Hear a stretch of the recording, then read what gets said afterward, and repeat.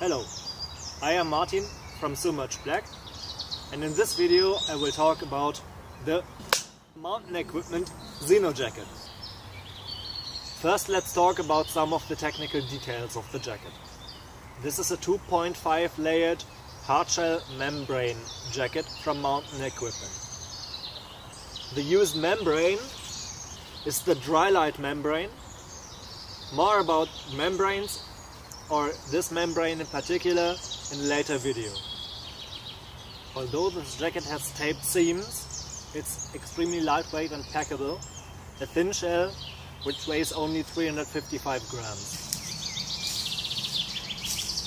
Let's talk about the fit of the jacket. This jacket sports the so-called alpine fit mountain equipment. So it sports a wide range of movement on the upper body. It has nice space on the shoulders and on the upper back, and it slims down, tapers down the waist area. This means I'm able to move the heads above my arms without hindering my movement at all and without letting the jacket move in the hip area, which makes me also able to wear a hip belt, for example of a backpack or a climbing harness. This jacket is obviously meant for climbing. The hood is helmet compatible, so it can be either worn spacious enough to wear a helmet underneath,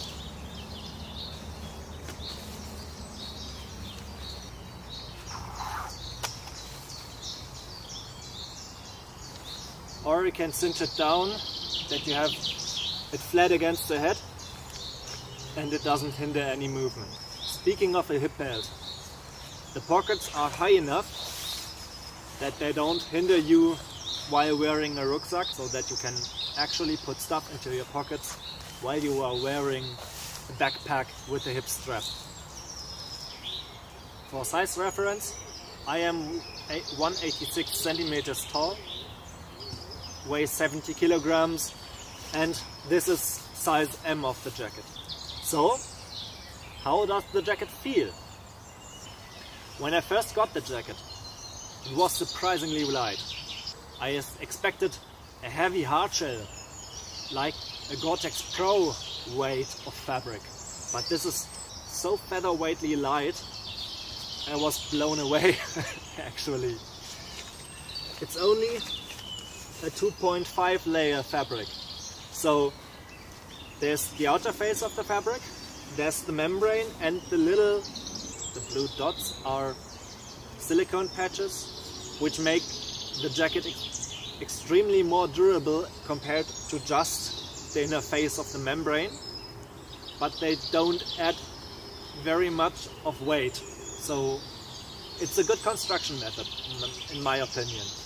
Many hardshells also feature mesh inserts or something like that to protect the inner face of the membrane, but in my opinion this is nicer to the touch, so it's okay. The zippers do have a lot of give to them. They are YKK zippers and they need some force to get them up and down. In my opinion, it's not too much and not too less, so you don't open or close them accidentally, but it's not too hard, especially with the zipper pulls on the zipper. The jacket is big enough to be able to layer underneath like a soft shell or a mid-layer down jacket or something like that. It feels good with and without a mid-layer underneath. So you can wear it in winter and using a soft shell underneath to keep you warm, but you also can wear it in the summer, like now, spring, summertime, where you need just a little bit of rain protection. The jacket definitely feels like a shell with its membrane, but it's not obtrusive on the skin. I don't know whether this is because of the lightness of the fabric or because of the 2.5 layer silicone molds, but it feels kind of nice. And especially when it's raining, that's a pleasant feeling. It's not too cold, it's not too warm, it's just you feel a light layer of membrane on your skin, which keeps you dry. So what are the pro side of the jacket? In my opinion, the jacket is extremely lightweight but durable, so you can just roll it together and pack it neatly into your backpack and take it with you wherever you go. It has a great athletic fit. It's actually the first jacket that ever fits me, really. So at least for people with long arms like me, that's a perfect fit. Also, if you like to do some movements in your jacket, like grabbing the bars in the bus to hold you, or something like that, this is a great jacket since it doesn't let your sleeves come up like that. Also, with a price of 150 euros or $65, this jacket is affordable enough, in my opinion. You of course can get a shell from the North Face or so for $100, but it doesn't have the same fit and it doesn't have the same quality to it. So, what are the cons of this jacket? This jacket is not as abrasion resistant as a heavier, denier, beefier Gore-Tex Pro jacket. Most of the real expedition hard shells have a face fabric of 40 denier or 80 denier nylon, which is very abrasion resistant. This jacket, it can take something, it's a ripstop material on the outside, but it's not as durable. I wouldn't take it on a 30-day expedition or something like that. But for city use, for urban exploration, for just taking it with you to have an emergency jacket for the heavy rainfall that can come in the summer. One downside is that it's not as breathable as other membranes.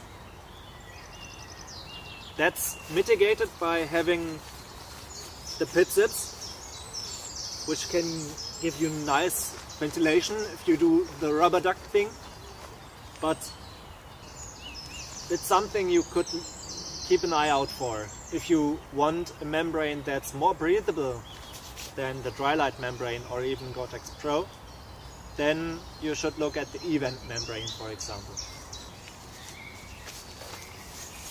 One thing I don't like are the reflective logos, but in my opinion that's still a little bit better than a really white logo, since it's not as reflective in the normal circumstances. I guess it's okay. A little bit less branding would be cool, but I can live with that.